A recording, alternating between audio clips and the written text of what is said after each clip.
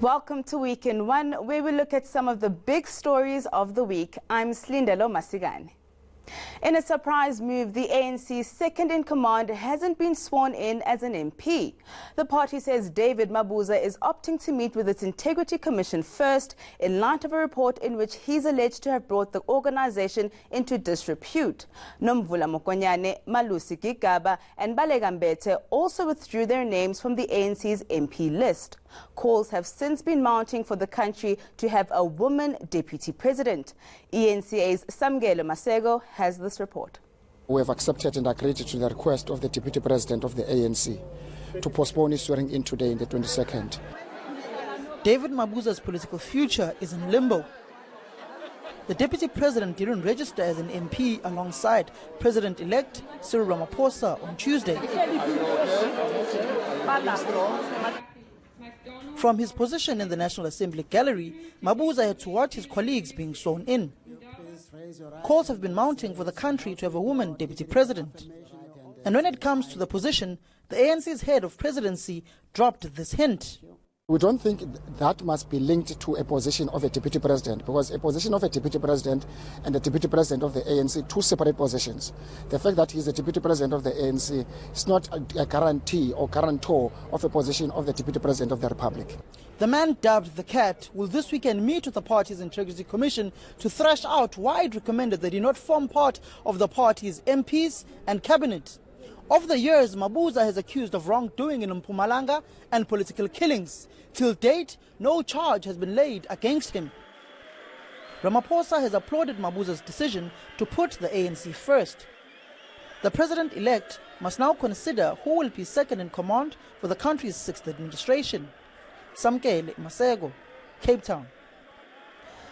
Premiers across South Africa's 9 provinces have been chosen, and many are making big promises. In Gauteng, there was a nail-biting duel for the post between the ANC's David Makhura and the DA's Solim Simanga. But in the end, 8 ANC candidates and the DA's Alan Winder in the Western Cape emerged victorious.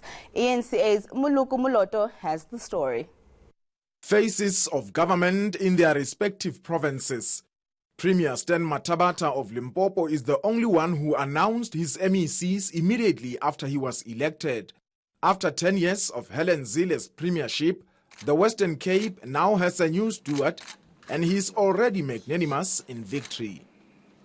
I gave the undertaking to the leader of the opposition that I will also engage with the opposition to say, what are some of the pressing issues that your constituency would like to perhaps see in this plan, because I want to really see that we start to work in a way that really does make a difference. In KwaZulu-Natal, which has become the hotbed of political murders, the new Premier Sihle Zikalala promises to confront the violent killings head-on.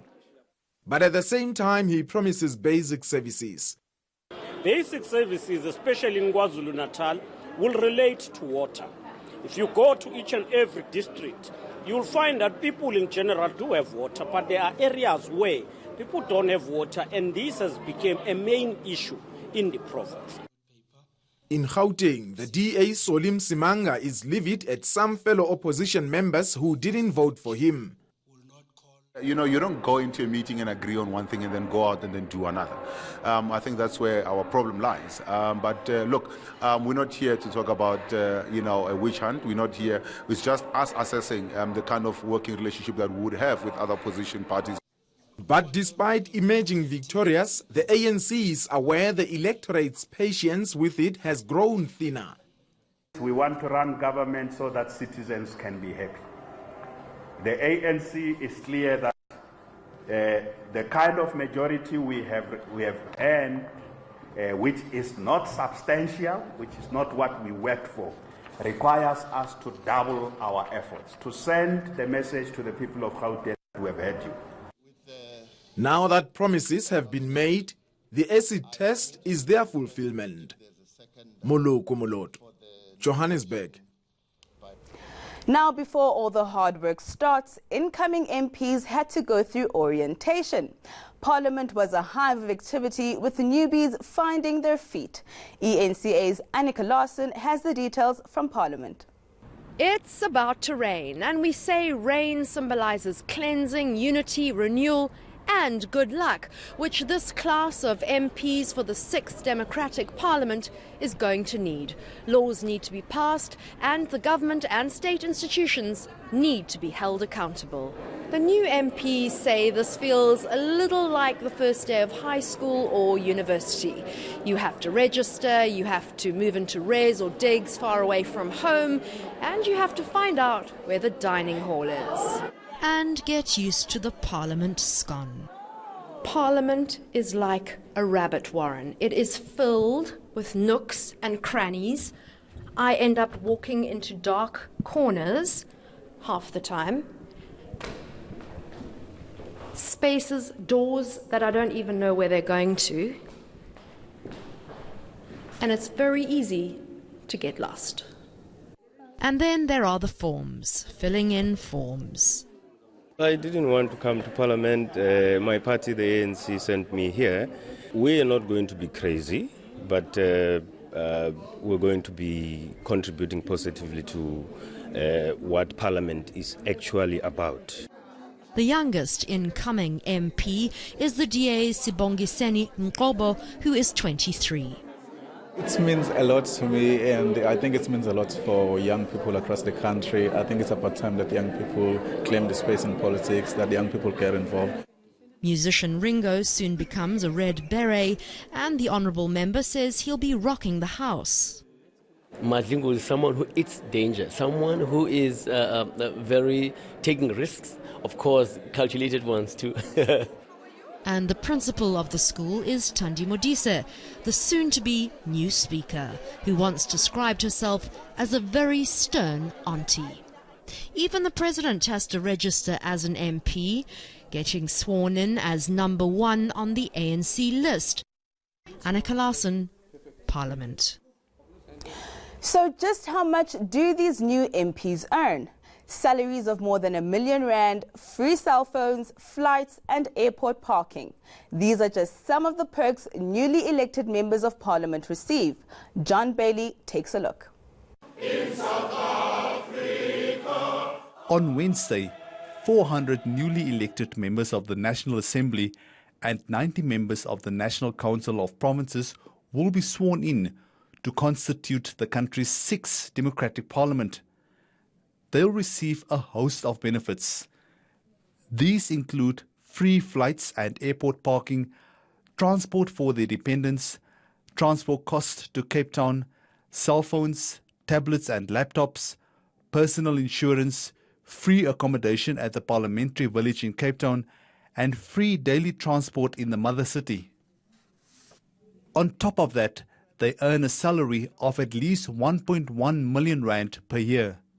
Rate of unemployment is extremely high. Poverty is also high.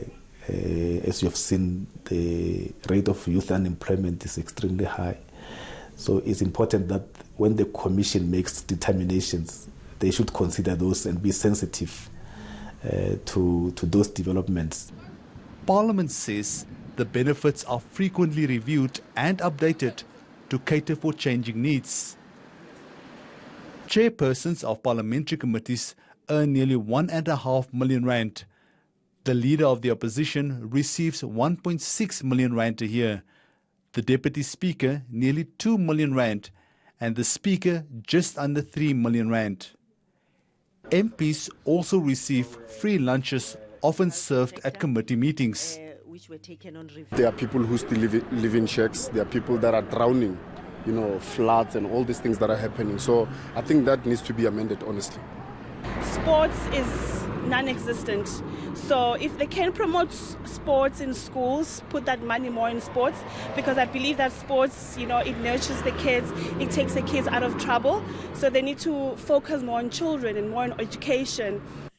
MPs didn't get a salary increase during the 2018-19 financial year. However, their monthly salaries of more than 92,000 rand put them in the top 1% of earners in the country.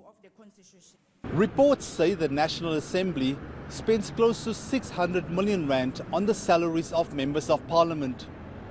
That's enough to almost build 5,500 RDP houses at a cost of 110,000 rand per house. John Bailey, Johannesburg. Coming up, commissions looking into corruption at state institutions continued their work this week. Those details shortly.